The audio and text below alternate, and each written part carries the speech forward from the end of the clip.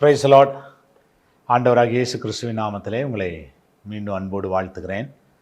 இந்த நாள் நமக்கு ஒரு ஆசீர்வாதத்தின் நாளாய் அமையட்டும் என்று நான் உங்களை வாழ்த்தி, யோவான் எழுதின சுவிசேஷம் 2ஆம் அதிகாரம் அதனுடைய 8ஆம் வசனத்துக்கு நேராய் நம்முடைய கவனத்தை திருப்புமானால், அவர் அவர்களை நோக்கி, இயேசு அந்த ஸ்தோத்திர வேலைக்காரரை நோக்கி, நீங்கள் இப்பொழுது மொண்டு பந்தி விசாரிப்புக்காரனிடத்தில் கொண்டு போங்கள் என்றார்.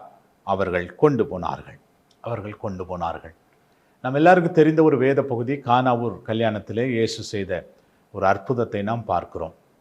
அந்த குறைவை நிறைவாக்கினதை பார்க்கிறோம், தேவையை சந்தித்ததை பார்க்கிறோம், ஆண்டவர் அற்புதம் செய்ததை பார்க்கிறோம், ஆண்டவர் அதிசயம் செய்ததை நாம் பார்க்கிறோம். தெய்வ பிள்ளைகளே, ஒருவேளை இந்த நாள் நீங்கள் எழும்பும் போதே ஏதோ ஒரு குறைவோடு நீங்கள் எழும்பியிருக்கிறீங்க. ஐயோ, இந்த காரியம் குறைவுபட்டிருக்கிறதே, இதை நான் எப்படி நிறைவேற்றி முடிக்க போகிறேன், இதை எப்படி செலுத்தி முடிக்க போகிறேன், இந்த காரியத்தை எப்படி நான் ஃபேஸ் பண்ண போகிறேன், ஒரு விதமான கலக்கத்தோடு நின்று கொண்டிருக்கிறீங்க. நீங்கள் பயப்படாதீங்க, இயேசு உங்களோடு இருக்கிறார். இயேசு நம்முடைய வாழ்க்கையில் வந்திருக்கிறார். அவர் நம்ம வாழ்க்கையில் அற்புதம் செய்யும்படி காத்து கொண்டு இருக்கிறார். நம்ம ஆண்டவரை நோக்கி கூப்பிட்டோப்பா, நீங்க இந்த காரியத்தில் எங்களுக்கு ஒரு உதவி செய்யுங்கப்பா அப்படின்னு சொல்லி ஆண்டவர் கேட்போமானால் நம்முடைய குறைவெல்லாம் கர்த்தர் நிறைவாக்குவார்.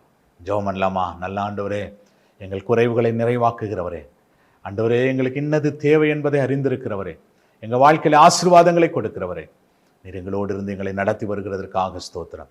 தேவரீர், உம்முடைய தயவு பெரிதப்பா, உம்முடைய இரக்கம் பெரித ஆண்டவரே. தொடர்ந்து எங்கள் குறைவுகளை நிறைவாக்கி எங்களை சந்தோஷிப்பிக்கப்படும்படி ஜெபிக்கிறோம். ஆசீர்வதியும் இயேசுவின் நாமத்தில் வேண்டிக் கொள்கிறோம் நல்ல பிதாவே. ஆமேன், ஆமேன். Praise the Lord. God bless you. கர்த்தர் உங்களை ஆசீர்வதிப்பார். ஆமேன்.